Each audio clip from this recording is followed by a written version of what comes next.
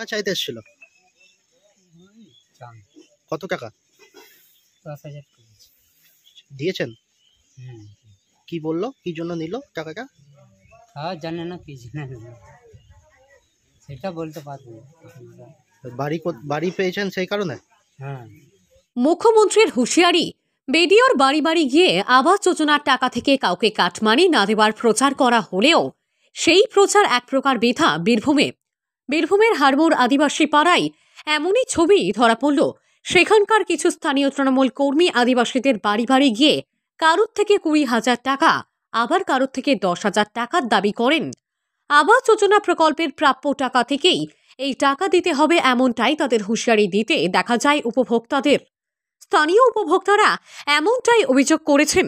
ঘটনার পরিপ্রেক্ষিতে পড়ে এলাকায় বিডিও তার প্রতিনিধির একটি দল পাঠান বলে জানা গিয়েছে।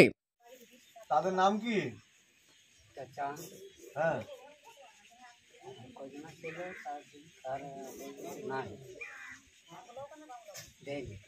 আপনাকে টাকা চাইতে এসেছিল? কদমপুর চাইছিল? কদম কোথায় আছে? চালান করতে তাহলে আপনি তাদের নামটা বলুন, আমি লিখে নিচ্ছি। কি নাম? যে আদিবাসী পাড়ায় এমন ঘটনা ঘটেছে সেখানকারই তৃণমূল পঞ্চায়েত সদস্য জানিয়েছেন তারা অনুব্রত মণ্ডল অনুগামী এবং তৃণমূল দলেরই কর্মী। তিনি অর্থাৎ দয়াল দাস অনুব্রত মণ্ডল অনুগামী হওয়ার পাশাপাশি এলাকার পঞ্চায়েত সদস্য। তার অভিযোগ, কাজল শেখের গোষ্ঠীর তৃণমূল কর্মীরা এলাকায় এসে তাদের কিছু না জানিয়েই উপভোক্তাদের থেকে টাকা দাবি করেন। এমনকি টাকা দেওয়া না হলে মারধর করা সহ অন্যান্য বিভিন্ন ধরনের হুঁশিয়ারি দেওয়া হয়। হ্যাঁ, আসছে, জোর জুলুম করে নিয়ে যাচ্ছে।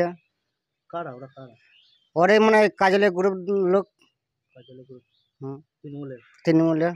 আপনি তো তৃণমূলের? হ্যাঁ, আমরা কেষ্ট দল করে, আর ওটা কাজলের দল করে। ওরা জোর জুলুম করে টাকা করে নিয়ে যাচ্ছে, আমাদের না চাইছে, আমাদের নম্বর আমাদের জানাইছে না। বাড়িতে চা এসেছিল, দিয়ে বলছে টাকা তুলে নিয়েছো। আমি বলছি না, আনি নাই। দিয়ে বলছে টাকা তুললে আমাদের কিন্তু টাকা দেবে। আমরা বলেছি এখন তো আমাদের ঘর এখনো পজিশন এখন হয় নাই, তা কি করে দেবো? কত টাকা চাইছে? হ্যাঁ, কত টাকা চাইছে? বলছে 10,000 টাকা দিতে হবে, তাই বলছে।